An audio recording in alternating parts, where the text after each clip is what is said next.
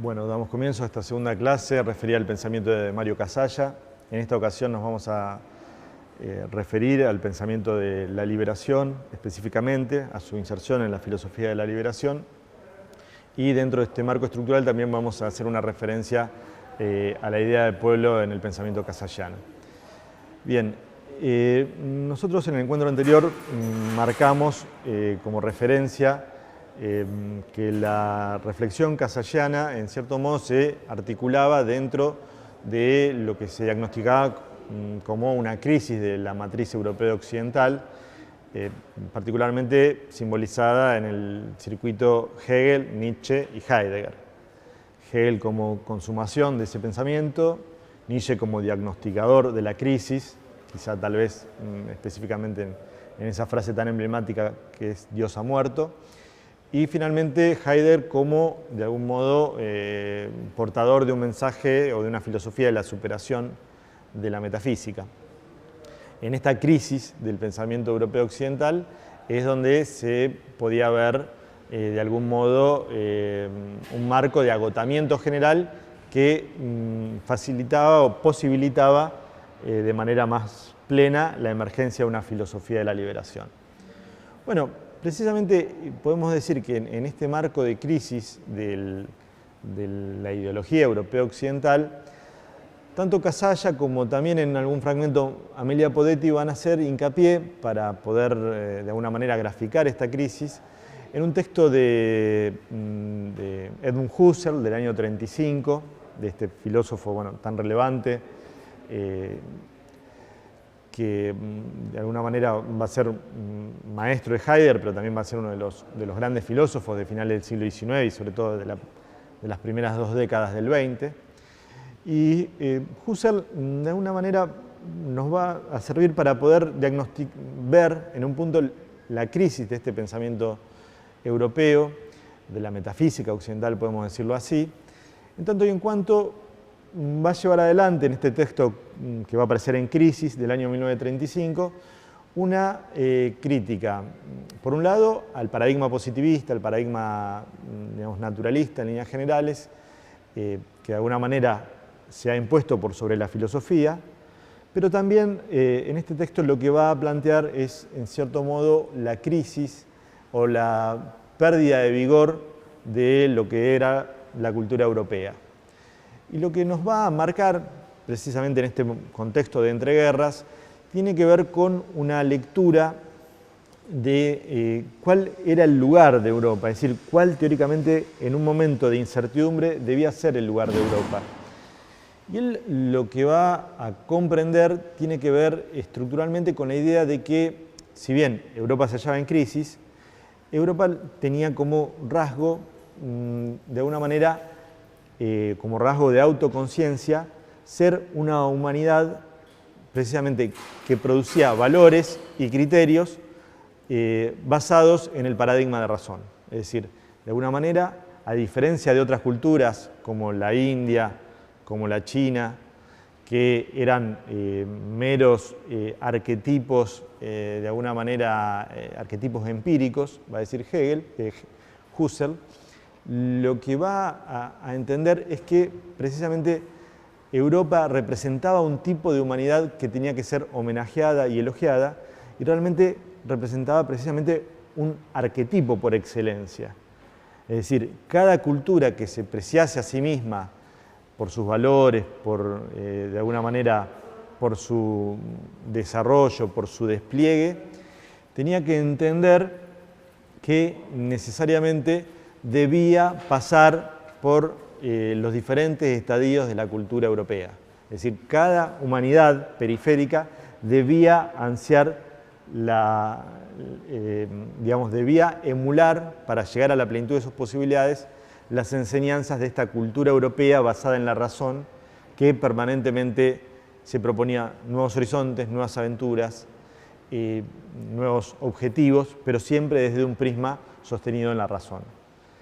Claramente lo que vemos en este texto al que se refiere Casalla, en su texto América Latina en perspectiva, lo que observamos es la permanencia de la crisis europea, pero también la permanencia de los designios imperiales de la cultura del viejo continente. En este sentido, si bien lo debemos leer con matices, encontramos que hay un fondo, en el fondo de esta propuesta, los vestigios de una razón imperial que ya había sido claramente tematizada y desplegada por Hegel en el siglo XIX. Frente a este agotamiento y frente a estas posibilidades, la emergencia y la posibilidad de una filosofía de la liberación aparece, podemos decir, desde un doble prisma. Por un lado, en la búsqueda de una filosofía latinoamericana auténtica, en quiebra respecto del paradigma más eurocéntrico que se estaba reprocesando en las instituciones educativas latinoamericanas, pero por otro lado también en términos de lo que podríamos denominar una praxis de la liberación. Es decir, lo que se va a entender es que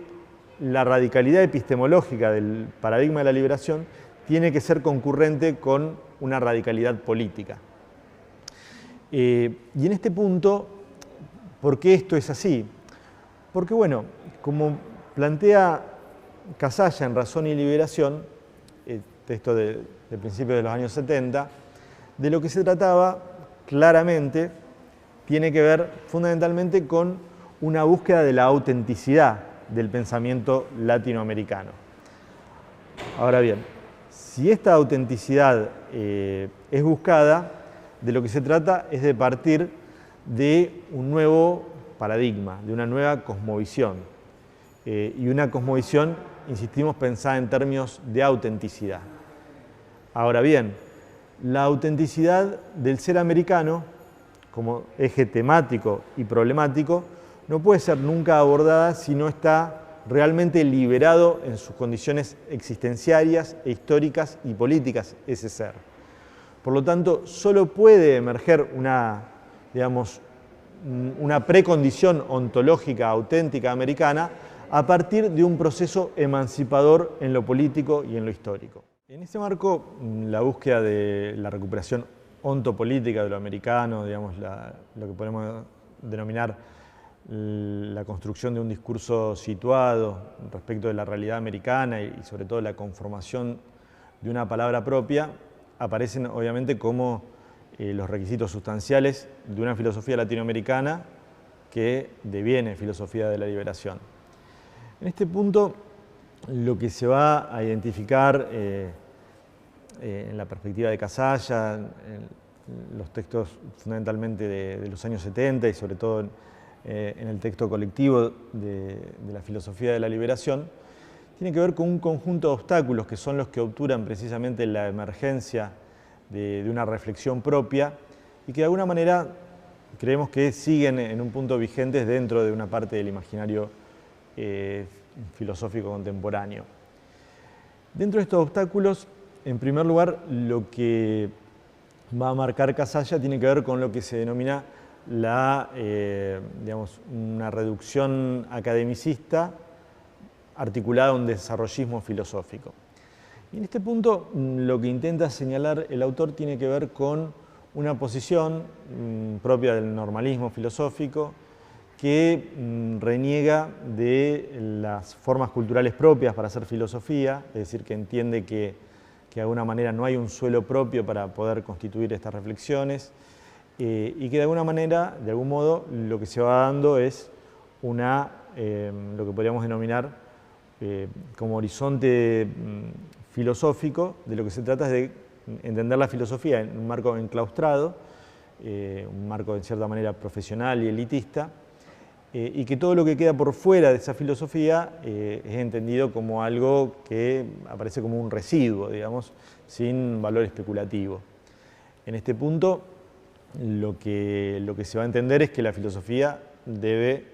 ir sobre los carriles que ya ha marcado la trayectoria del pensamiento europeo occidental y lo que tiene que ver con los distintos marcos de producción de los autores más reconocidos. En segundo lugar, lo que va a marcar el autor tiene que ver con una correspondencia entre lo que él denomina liberalismo político y liberalismo filosófico. Es decir, lo que se va a entender es que hay una correspondencia, en cierto modo estructural, en los países coloniales respecto de los imaginarios políticos liberales, dependientes, podemos decirlo así, de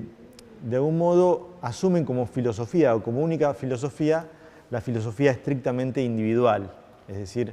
hay como una especie de heroísmo liberal filosófico en el cual se entiende que solo el sujeto individual, y en un punto hasta burgués podríamos decir, es el único que tiene posibilidades auténticas de ejercer plenamente la filosofía.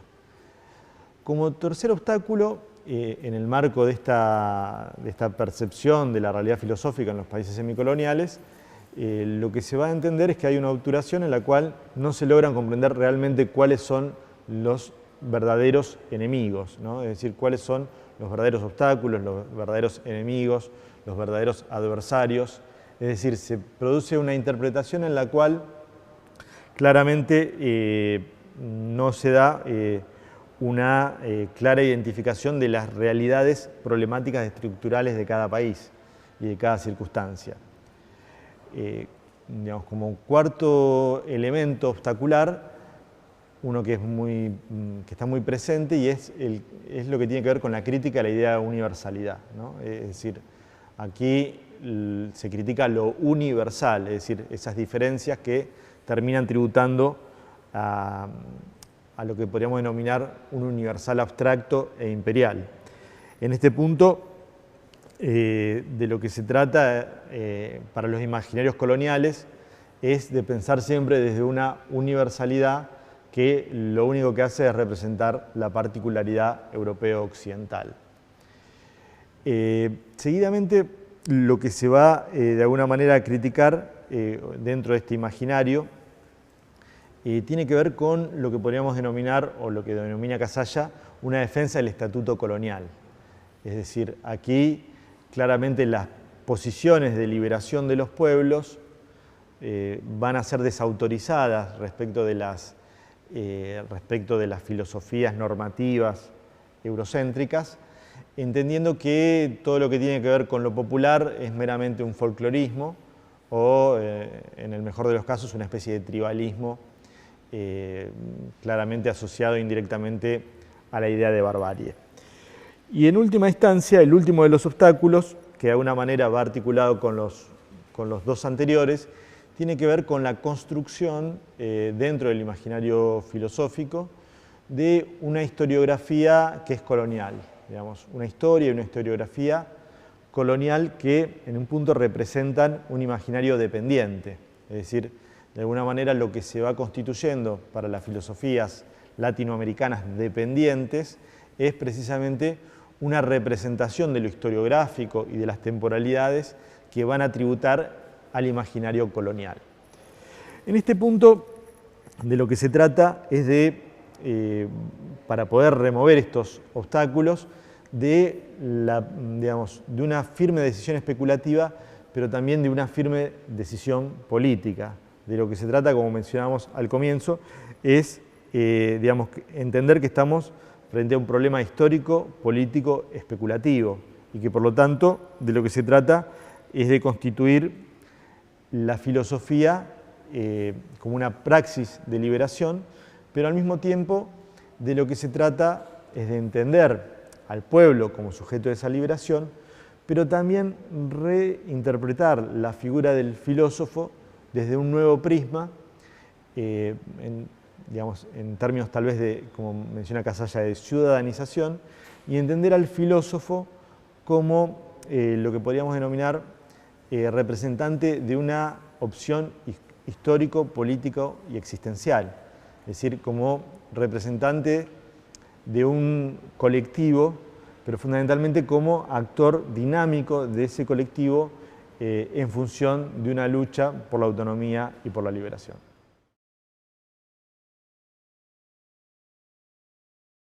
En este marco, la transformación propia de la filosofía de la liberación implica también no solo una radicalidad epistemológica, sino también una radicalidad política. Es decir, implica necesariamente una transformación en la estructura de lo social, podríamos decir así, Y en este punto es donde va adquiriendo fuerza el planteo casallano respecto de los caminos del pensamiento y los caminos de la autonomía del pensamiento. Precisamente en el marco de lo que podríamos denominar la evolución de las ideas argentinas y las formas de lucha respecto de las ideologías imperiales de nuestro país, nosotros podemos identificar, si se quiere, aproximadamente 4 o 5 corrientes que son significativas, tal cual en un punto lo ha marcado Coriolano Alberini. En primer lugar, nosotros tenemos lo que podemos considerar como el pensamiento de la escolástica colonial. A partir del proyecto emancipatorio nos encontramos con lo que se refiere al iluminismo,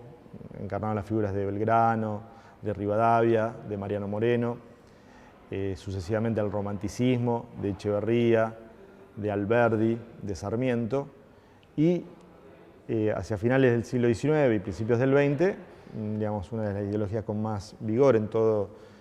el periodo, que es el positivismo, dentro de sus diferentes etapas, con José Ingeniero, José María Ramos Mejía, Carlos Octavio Bunge. Posteriormente, en ese marco también sabemos que aparece lo que se denomina la reacción antipositivista, particularmente con Korn y con Coriolano Alberini. También, posteriormente, en el siglo XX, nos encontramos con la generación del 25, que van a ser un conjunto de filósofos que posteriormente van a adherir al peronismo,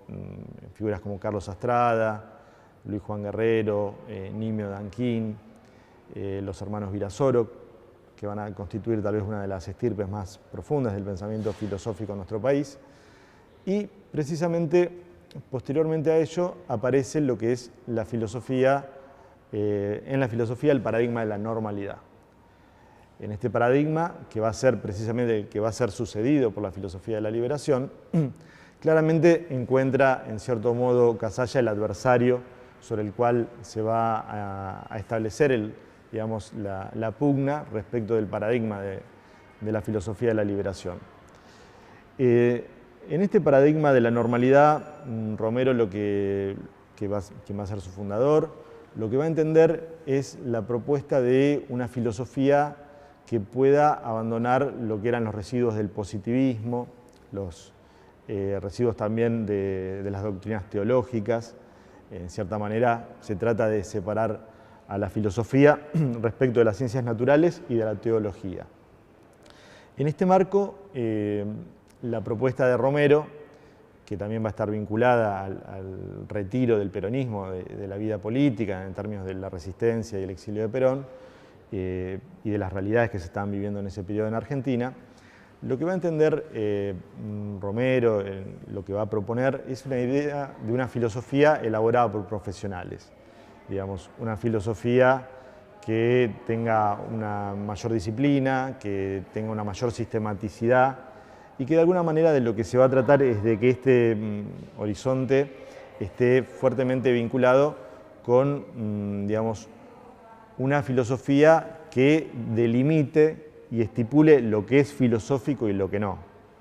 En este punto, como podemos imaginar, va a haber una gran resistencia a entender la posibilidad de filosofías de carácter endógeno,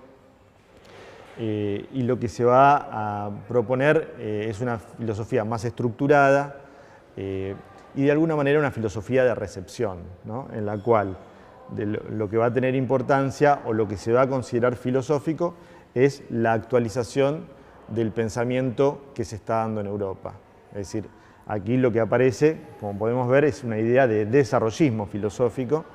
en el cual lo que va a tener como valor y como vigor es poder tomar como referencia el marco de la ideología europea occidental en el marco de recuperación de los saberes elaborados en el viejo continente.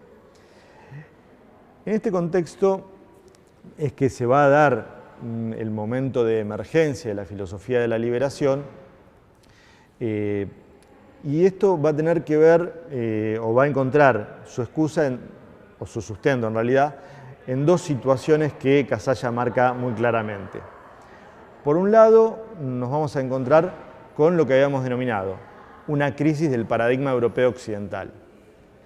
Pero por otro lado, también lo que se va a asistir es una crisis de este mismo paradigma normalista que ya no sigue dando respuestas a una realidad argentina y americana que se está tornando cada vez más compleja. Precisamente, dado este horizonte, en el Segundo Congreso Nacional de Filosofía de Córdoba de 1971, es que se va a dar el emplazamiento de lo que podríamos denominar la primera gran experiencia fuerte de la filosofía de la liberación, en la medida en que a este congreso van a asistir de manera compleja y con ciertos conflictos con algunos de los organizadores del congreso, van a asistir los que van a ser precisamente los protagonistas posteriores de la filosofía de la liberación. Enrique Dussel, Mario Casalla, Amelia Podetti, Scanone, va a haber un conjunto de filósofos, Ceruti Gulber, que en cierta manera van a tomar como ese acontecimiento como hito fundacional de la experiencia de la liberación. Bueno, ¿cuál es la filosofía que se abre en ese marco? ¿Qué es lo que nos encontramos? Bueno, en primer lugar, nos encontramos con una filosofía que va a versar sobre nuevos objetos, sobre nuevos temas, sobre nuevos sujetos. En gran medida lo que se va a hacer presente en estas temáticas tiene que ver con una reflexión que va a incorporar la historia americana desde un nuevo punto de vista, pero entendiéndola como una historia que afecta a lo filosófico, que compone lo filosófico y que enriquece lo filosófico. En este punto, como decíamos en la clase anterior, hay una fuerte imbricación entre realidad e historia, y es en este marco que se va a identificar la emergencia de esta filosofía de la liberación. Desde este punto de vista, podemos decir que nos encontramos con un pensamiento que se libera a sí mismo, que en un punto va a entender que de lo que se trata es de poder pensar la estructura del ser americano para desde esa estructura originaria poder generar un pensamiento auténtico. Y en este punto lo que se va a comprender tiene que ver con la idea de que solo puede haber un pensamiento endógeno asumido en términos de autenticidad a partir de un proceso práctico liberador.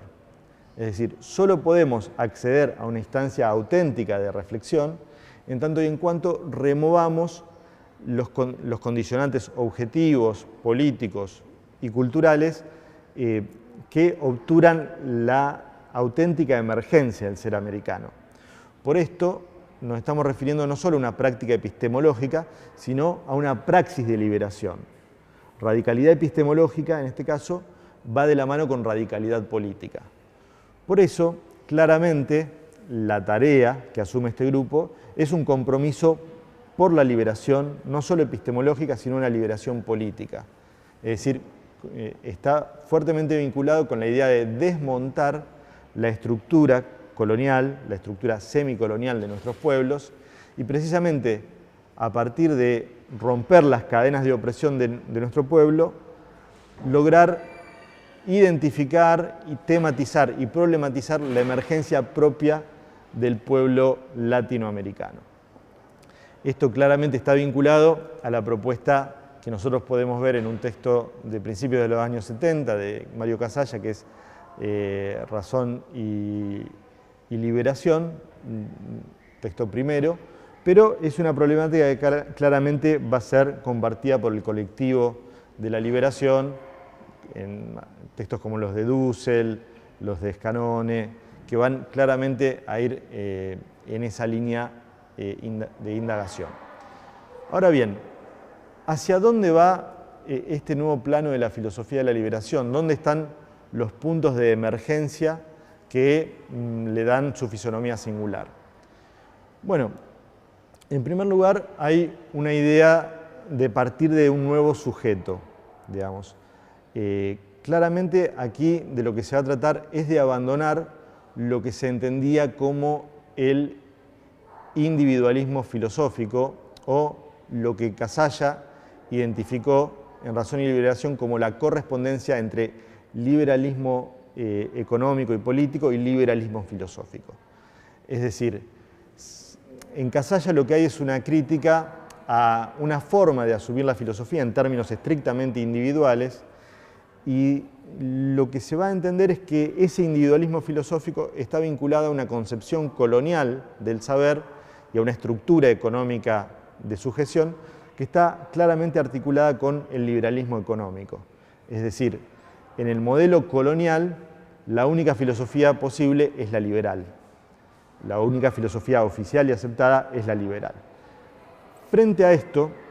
lo que se va a contraponer es una filosofía que parta del nosotros, digamos.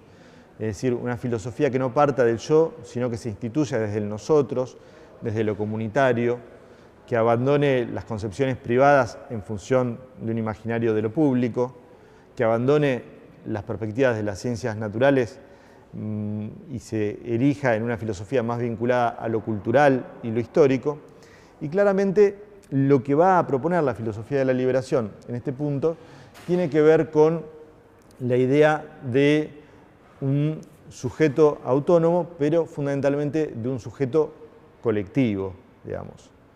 En esta perspectiva, lo que también se va a entender es que este sujeto está articulado en torno a una nueva concepción del poder que va a entender que no se trata de el poder soberano, como lo planteaba Maquiavelo, en términos de dominación y de sujeción, sino de lo que se trata es de entender la política como servicio,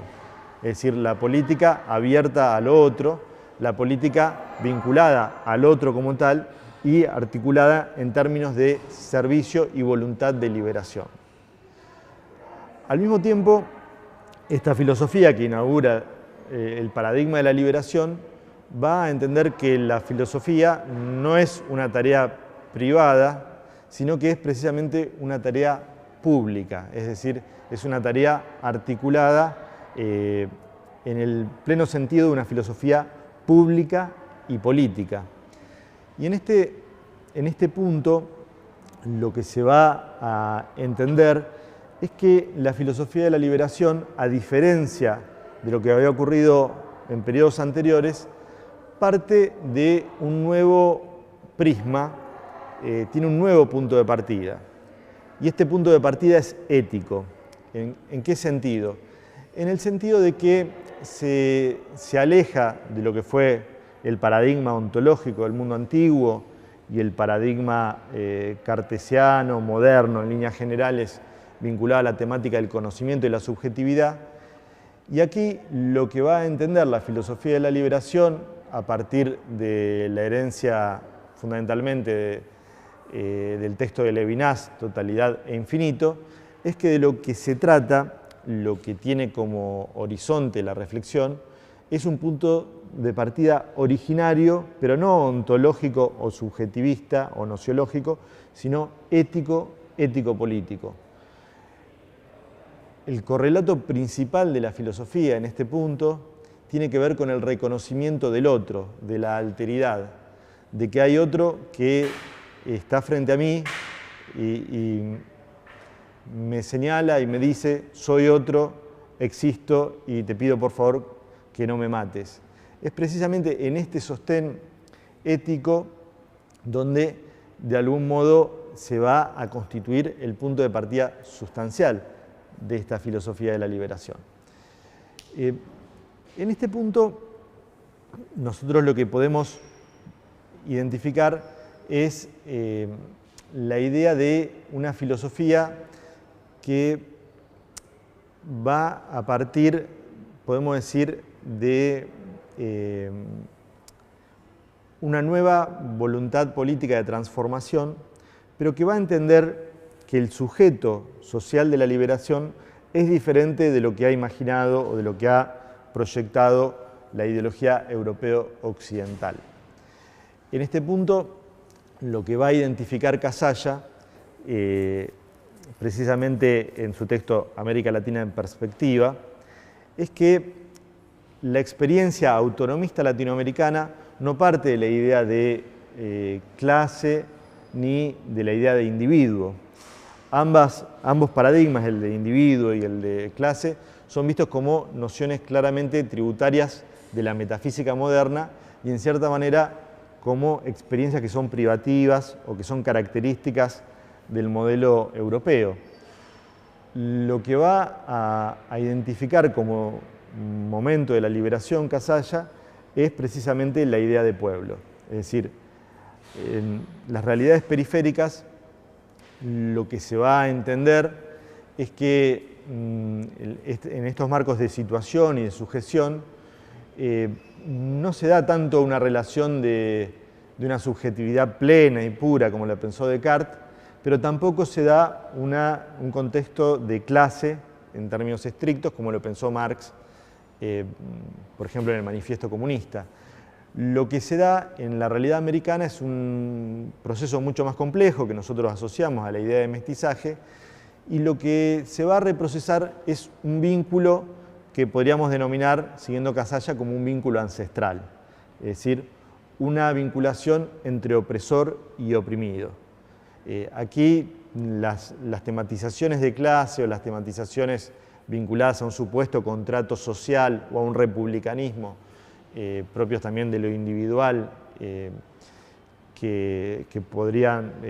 releerse dentro de la matriz europea, dejan de tener vigencia, y de lo que se trata es de ya un condicionante primordial, podríamos decir así, vinculado a los caracteres de raza y también a condicionantes culturales. Es decir, aquí el europeo es un dominador, es alguien que menoscaba la humanidad de los habitantes originarios, de los habitantes que están en los territorios dominados, y claramente asistimos, como se puede ver en la literatura de Frantz Fanon, en esa obra central para toda esta tradición que es Los Condenados de la Tierra, se ve precisamente la estructuración de una situación que es distinta de la europea. Es decir, hay un repliegue, podríamos decir, hacia lo primordial, y precisamente ante esa situación de opresión estructural emerge como contrarrelato precisamente el pueblo, digamos. Es decir, el sector oprimido por la realidad colonial que se da sus propias formas de organización y que precisamente es el sujeto social de la liberación. Digamos, en el pueblo lo que emerge es lo que podríamos denominar una terceridad, es decir, frente al individuo y la clase social propias del paradigma europeo, lo que se da es la experiencia del pueblo como una comunidad organizada en términos de una memoria común, de un destino común, de una cultura compartida, es decir, como una alteridad que precisamente va a ser distinta de la experiencia de la noción de pueblo europea y que va a tener como posibilidad más propia la idea de liberación.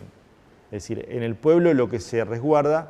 es precisamente la idea de resistencia respecto del colonizador y, como correlato, podríamos decir contrario, la construcción de un proyecto político autónomo. En este sentido, el rol de pueblo, que también va a ser abordado, por ejemplo, desde otra perspectiva por Ernesto Laclau en los últimos años, a partir de la razón populista, el pueblo, en tanto tal, va a aparecer como el sujeto crítico, pero fundamentalmente como la exterioridad del sistema. Es decir, en la noción de pueblo, lo que se sostiene es la idea de alteridad respecto del colonizador, y precisamente frente a esta alteridad es el pueblo el que va a constituir el horizonte político de la liberación.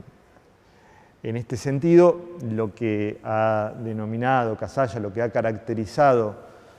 Casalla en los textos contemporáneos, sobre todo en los textos de balance de la filosofía de la liberación, es que si el pueblo es el sujeto social de la liberación,